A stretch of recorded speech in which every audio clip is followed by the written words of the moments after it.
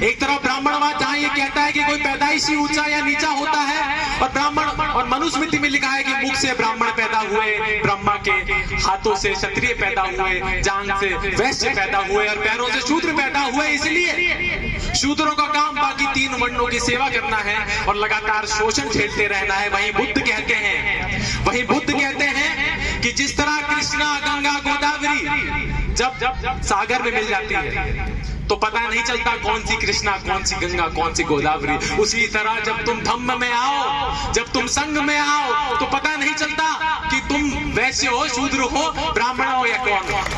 एक तरफ हमारे साथ जो राक्षस है, सबसे बड़ा राक्षस जो हमारे विचारों पे लगातार हमारे दिमाग को लगातार गुलाम बना के रखा है, वो है ब्राह्मणवाद का विचार। जहां ब्राह्मणवाद ये कहता है कि महिलाएं इसलिए पिट रही हैं क्योंकि पिछले जन्म के पाप झेल रही हैं, दलित इसलिए दलित हैं क्योंकि पिछले जन्म के पाप भोग रहे हैं, उनका फल भोग रहे हैं, यानी कर्म फल सिद्धांत को मानता है। वहीं बुद्ध का विचार क्या कहता है? बुद्ध का विचार कहता है कि दुनिया में दुख है, दुख के कारण है, उनका निवारण करो।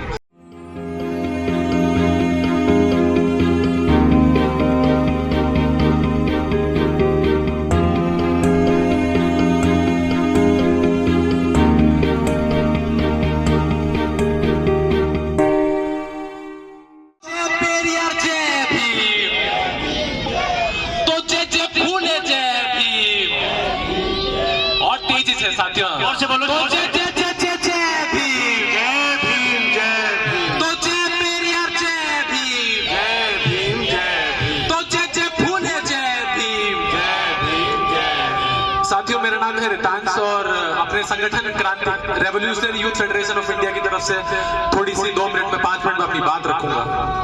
आज मेहता जी ने कहा कि महात्मा बुद्ध पे बात रखो, तो आज मेरा कोशिश ये रहेगी साथियों कि बुद्ध का विचार और ब्राह्मणवाद का विचार, उसमें मूल अंतर क्या है, उसमें थोड़ा सा बिंदु रखूं, और अंत में जो हिंदू राष्ट्र की बात चल रही है आजकल, उसमें भी थोड़ी सी बात रखूं। साथियों, एक तरफ हमारे साथ जो राक्षस है, सबसे बड़ा राक्षस जो हमारे विचारों पे लगातार हमारे दिमाग को लगातार गुलाम बना के रखा है, वो है ब्राह्मणवाद का विचार। तो एक तरफ जहां ब्राह्मणवाद ये कहता है, एक तरफ ब्राह्मणवाद जहां ये कहता है कि कोई पैदाइशी ही ऊंचा और नीचा होता है, एक तरफ ब्राह्मणवाद जहां ये कहता है कि कोई पैदाइशी ऊंचा या नीचा होता है, और ब्राह्मण और मनुस्मृति में लिखा है कि मुख से ब्राह्मण पैदा हुए, ब्रह्मा के हाथों से क्षत्रिय पैदा हुए, जांग से वैश्य पैदा हुए और पैरों से शूद्र पैदा हुए। इसलिए शूद्रों का काम बाकी तीन वर्णों की सेवा करना है और लगातार शोषण झेलते रहना है। वहीं बुद्ध कहते हैं कि जिस तरह कृष्णा गंगा गोदावरी जब सागर में मिल जाती है तो पता नहीं चलता कौन सी कृष्णा, कौन सी गंगा, कौन सी गोदावरी, उसी तरह जब तुम धम्म में आओ, जब तुम संघ में आओ तो पता नहीं चलता कि तुम वैश्य हो, शूद्र हो, ब्राह्मण हो या कौन हो। ये बुद्ध का विचार है, ये ब्राह्मणवाद का अंतर है उसमें। जहां ब्राह्मणवाद ये कहता है कि महिलाएं इसलिए पिटती हैं कि पिछले जन्म के पाप झेल रही हैं, जहां ब्राह्मणवाद ये कहता है कि महिलाएं इसलिए पिट रही हैं क्योंकि पिछले जन्म के पाप झेल रही हैं, दलित इसलिए दलित हैं क्योंकि पिछले जन्म के पाप भोग रहे हैं, उनका फल भोग रहे हैं, यानी कर्म फल सिद्धांत को मानता है। वहीं बुद्ध का विचार क्या कहता है? बुद्ध का विचार कहता है कि दुनिया में दुख है, दुख के कारण है, उनका निवारण करो। यानी ये जो तुम्हारे दुख हैं कि महिलाएं अगर पिटती हैं या दलित अगर शोषित होते हैं, तो वो इसलिए नहीं होते कि पिछले जन्म के पाप हैं या कोई पिछले जन्म का कर्म है या नसीब है, वो इसलिए होते हैं क्योंकि पितृ सत्ता है, वो इसलिए होते हैं क्योंकि पूंजीवाद है, वो इसलिए शोषित होते हैं क्योंकि जातिवाद है। इसका निवारण करो, ये बुद्ध कहते हैं। ये बुद्ध का विचार है, ये ब्राह्मणवाद का विचार है। उसी तरह जहां ब्राह्मणवाद कोई ऊंचा और कोई नीचा का विचार रखता है, वहीं बुद्ध कहते हैं सही रास्ता कौन सा है? सही रास्ता वो है जो बहुजन हिताय बहुजन सुखाय का रास्ता है, वही सही रास्ता है। बहुजन सुखाय बहुजन हिताय का मतलब क्या?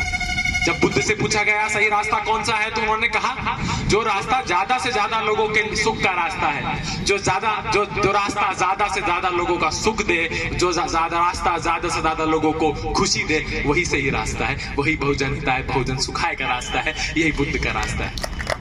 और आखिरी बात दोस्तों मैं ये कहूंगा कि आज का समय, आज प्रोफेसर रतनलाल जी इस पे और रोशनी डालेंगे, लेकिन आज का समय बहुत खतरनाक है दोस्तों। आज जो सत्ता में बैठे हैं आरएसएस के लोग, वो इस देश को हिंदू राष्ट्र बनाना चाहते हैं, वो इस देश को हिंदू राष्ट्र बनाना चाहते हैं। और बहुत सारे हमारे भाई बहनें ये सोचते हैं कि हिंदू राष्ट्र मतलब हमारा तुम्हारा राज। अरे तुम भी हिंदू, मैं भी हिंदू, हमारा राज होगा। लेकिन हिंदू राष्ट्र का मतलब क्या है ये समझिए।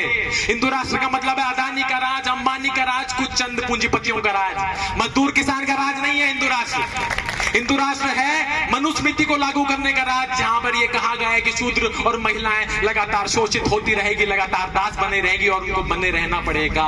ये है हिंदू राष्ट्र, ये है मनुस्मृति। इसलिए बाबा साहब ने कहा था अगर ये देश हिंदू राष्ट्र बनता है तो इस देश के लिए इससे बड़ी त्रासदी हो नहीं सकती, क्योंकि वो ये समझते थे कि हिंदू राष्ट्र का मतलब यह है मनु का राज, और मनु का राज है भेदभाव का राज, जहां पर कोई ऊंचा और जहां कोई नीचा।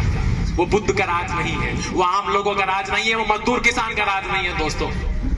और इसीलिए बाबा साहब ने कहा कि हमारे दो दुश्मन हैं, एक ब्राह्मणवाद और एक पूंजीवाद, और इन दोनों से लड़ना होगा।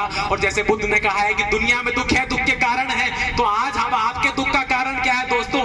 आज आपके दुख का कारण है पूंजीवाद, जिसने मजदूर किसान की कमर तोड़ रखी है। आज आपके दुख का कारण है ब्राह्मणवाद, जिसने इंद्र मेघवाल जैसी घटनाएं जहां होती है कि 9 साल के बच्चे को मटका छूने के लिए पीट पीट के मार दिया जाता है, और सभाएं होती है उसके खिलाफ करनी सेना द्वारा, और कहा जाता है कि जातिवाद नहीं है, हमारे गांव में जातिवाद नहीं है, छूताछूत नहीं है। ये आपका दुश्मन है दोस्तों। तो ब्राह्मणवाद दुश्मन है, पूंजीवाद दुश्मन है, और बहुजन हिताय बहुजन सुखाय का रास्ता वही है दोस्तों कि मजदूर किसान को सत्ता में लेके आए, मजदूर किसान का दिल्ली में राज हो, वही बहुजन हिताय बहुजन सुखाय का रास्ता है। इंकलाब जिंदाबाद। धन्यवाद सर।